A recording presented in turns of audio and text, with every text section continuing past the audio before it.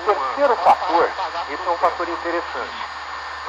Às vezes as pessoas começam, dentro do seu fluxo financeiro normal, a negligenciar gastos, por exemplo, com saúde, com seguros, etc.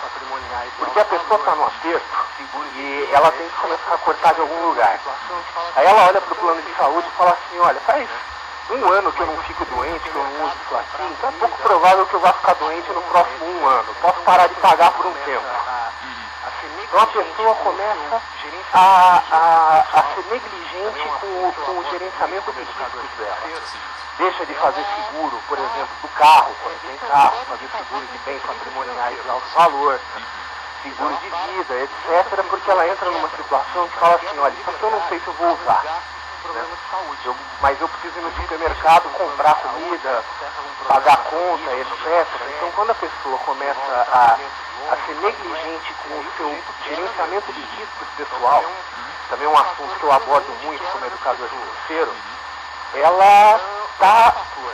esse é um sério indicador de um desequilíbrio financeiro. Ela para e muitas pessoas quebram, mas quebram de verdade por causa de gastos com problema de saúde. O sujeito deixa de ter um plano de saúde, aí acontece algum problema na família, um problema sério, envolve tratamentos longos, complexos, e aí o sujeito quebra mesmo. Então também é um fator comum de quebra das pessoas.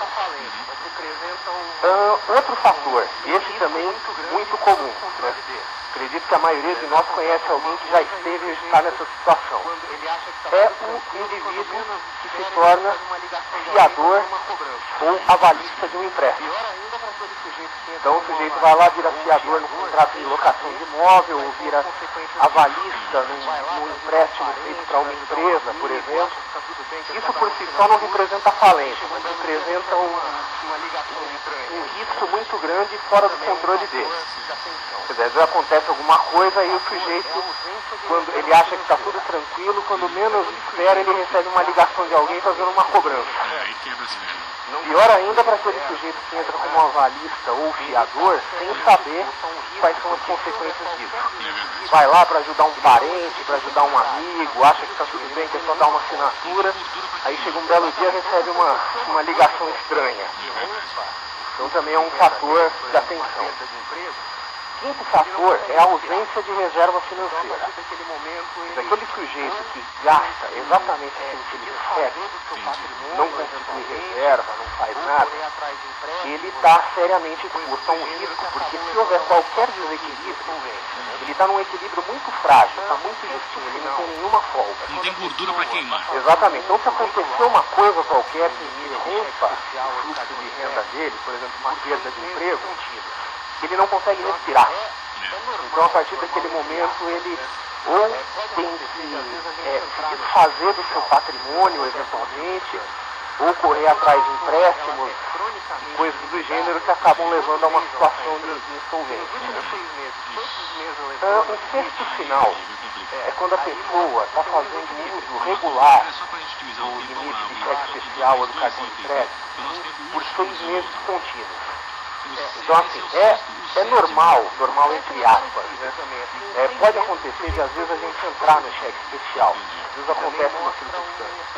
Mas quando a pessoa ela é cronicamente endividada, ou seja, todo mês ela está entrando, se nos últimos 6 meses, todos os meses ela entrou no limite, aí mostra que tem um desequilíbrio. André, só para a gente otimizar o tempo, vamos lá, claro. Faltam mais 2 itens, né? O nosso tempo urge, como diz o outro. Esse é o sexto, o sétimo. O sétimo é parecido também, assim, em 6 meses o sujeito teve um estouro de limite, que também mostra um grave desequilíbrio. E o último item é quando o sujeito tem bens que são penhorados ou alienados para dar garantia de empréstimo. É o popular no prego, está no prego. Exatamente, eu conheço muita gente, por exemplo, que tem empresas que está em situação ruim, a empresa é desorganizada, dá muito prejuízo, aí ele vai lá e coloca o carro dele como garantia de um empréstimo. O André, aí ele acaba perdendo a empresa e o patrimônio. E o patrimônio, até para a gente poder utilizar e fechar com você, já te agradecendo, que eu quero um contato seu, as Claro. pessoas que estão ouvindo a gente, tá tirando mais dúvidas.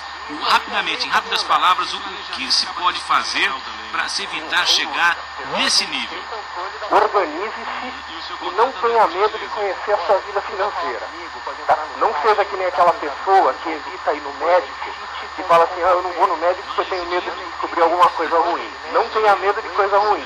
Entendi, é verdade. Controle, veja como estão as coisas, se informe, seja informado da sua própria vida financeira, e isso aí já é meio caminho andado. E planejamento acaba sendo fundamental também, né? Sim, sem dúvida. A pessoa tem que ter controle da própria vida. E o seu contato, André, por gentileza?